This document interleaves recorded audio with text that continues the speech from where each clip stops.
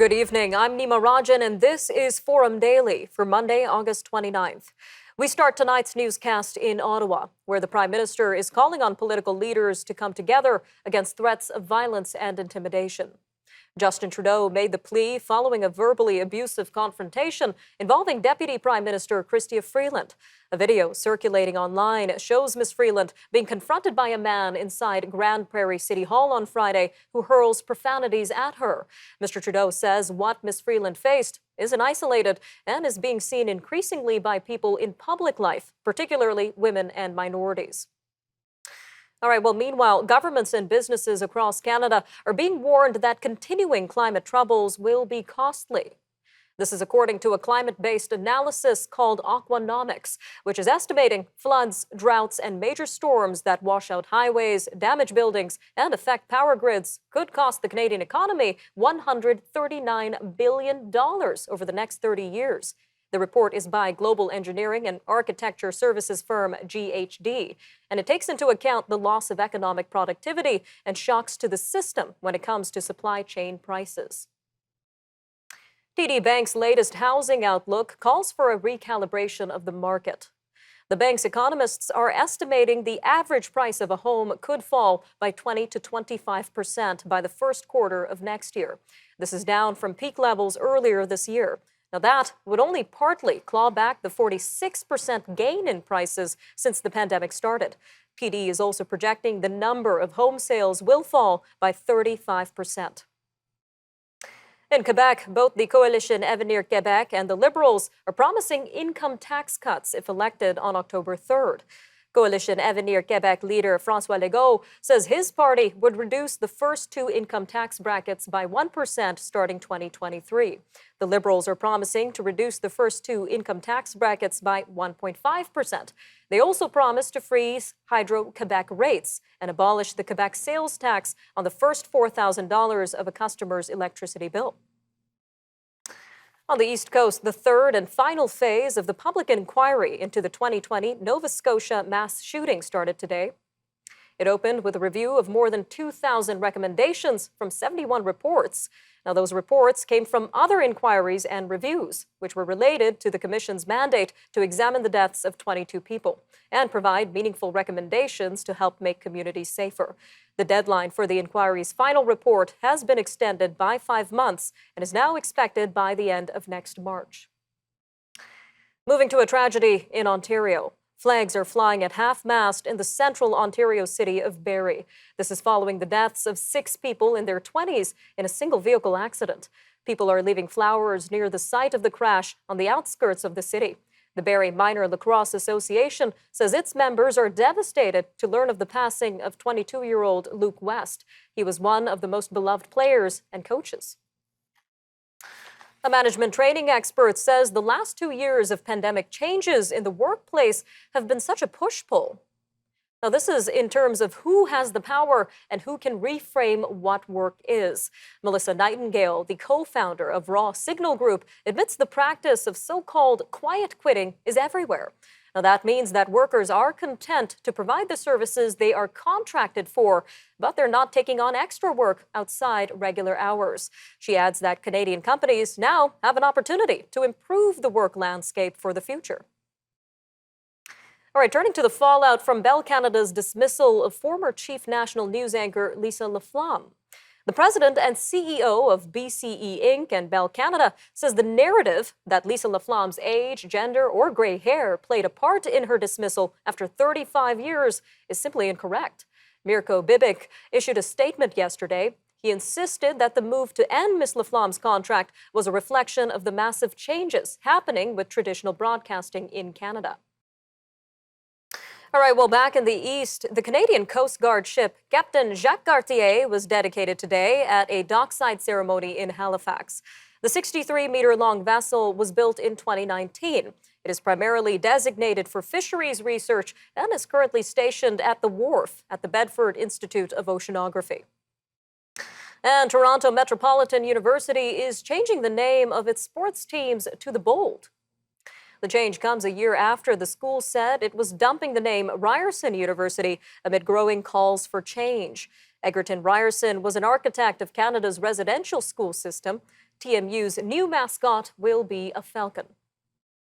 All right, stay tuned. After the break, we take a look at monkeypox awareness and what one expert is recommending to be done about it. An interview with Dr. Jason Kindrachuk coming up next. Stay with us.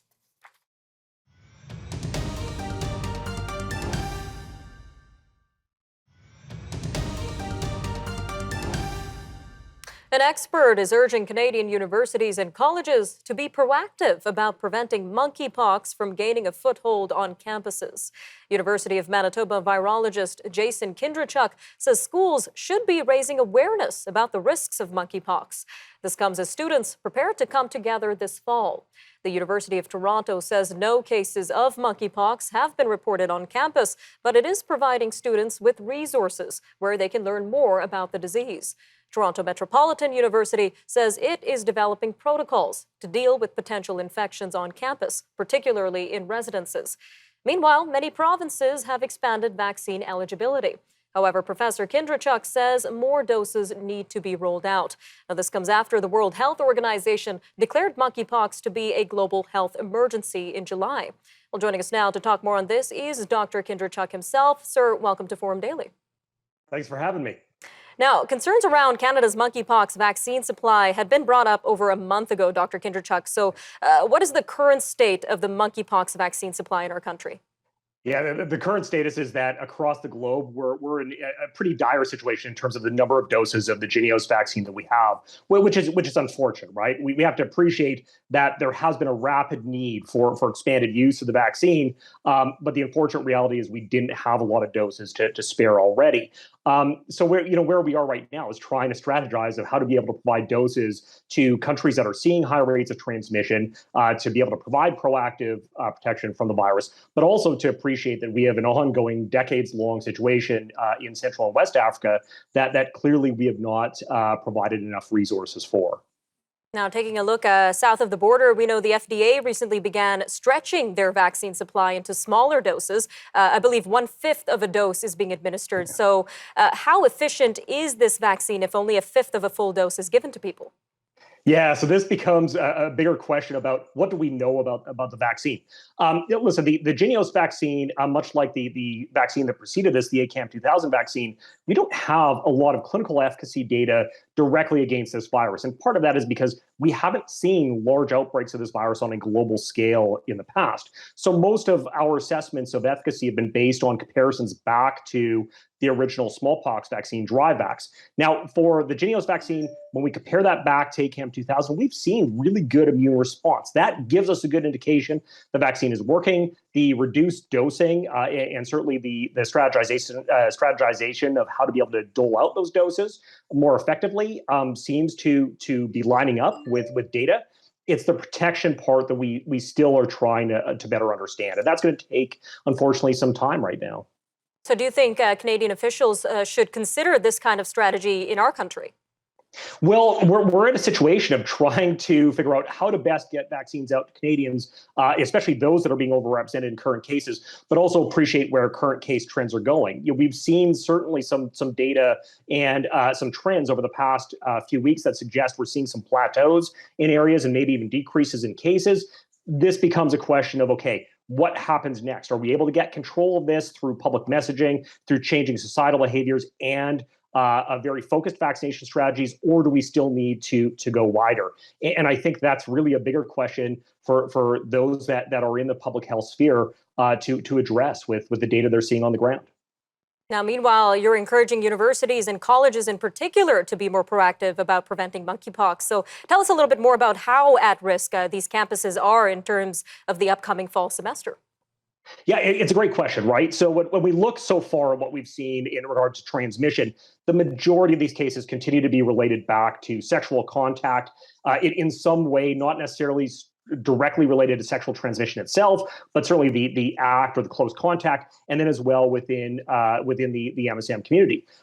We need to appreciate these are not the only communities that are impacted by the virus, but the current risks outside of those networks still appears to be quite low. The problem is that we don't necessarily know what happens when we start putting people into closer contact, and certainly when we may see a greater spread of virus through sexual networks. So I think a big part of this is ensuring that people that are going back to school, those that are highly sexually active or who are sexually active at all, whether they fall in the MSM community or otherwise, they have access to resources that they need, and certainly to outreach centers should they need to be able to get additional questions addressed. All right, Dr. Kindrachuk, we are out of time, but thank you again for for a great informative interview. Thank you again. Thank you. All right, stay with us. After the break, we'll be taking a look at more news from around the world, starting in Russia. So stay tuned. We'll be right back after the break.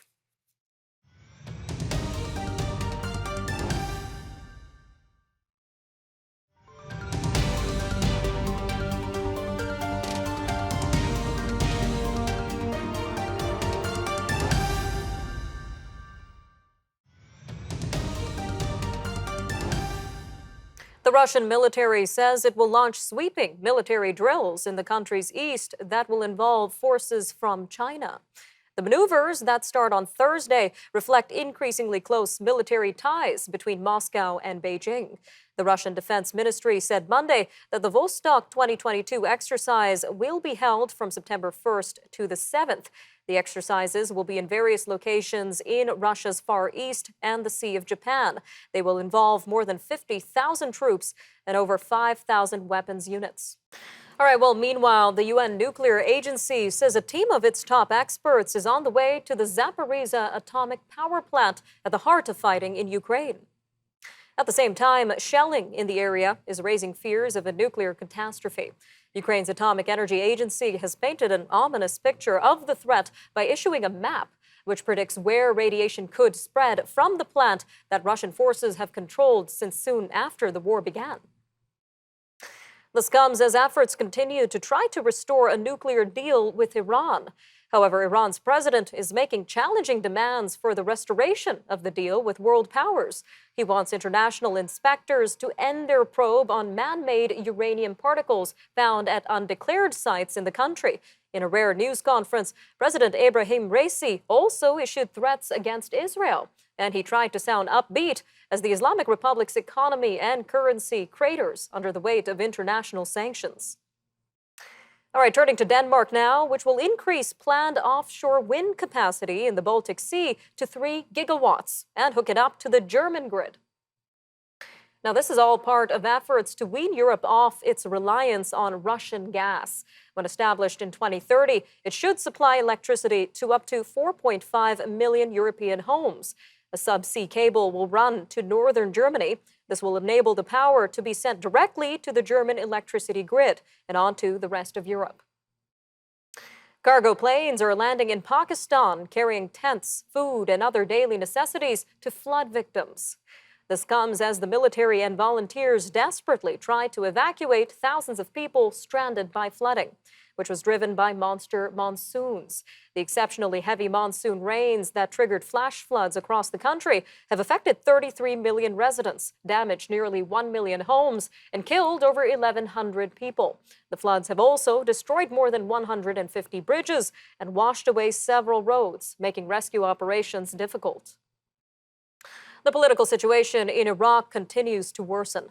Hundreds of followers of the influential Shiite cleric Muqtada al-Sadr stormed Iraq's government palace, and they filled waiting rooms shortly after he announced that he was withdrawing from politics. At least 15 protesters were killed and more were injured. Iraq's military swiftly announced a city-wide curfew for civilians and vehicles. NASA's long-awaited moon rocket launch was hindered by thunderstorms, a fuel leak, and a problem with one of the 4 main engines.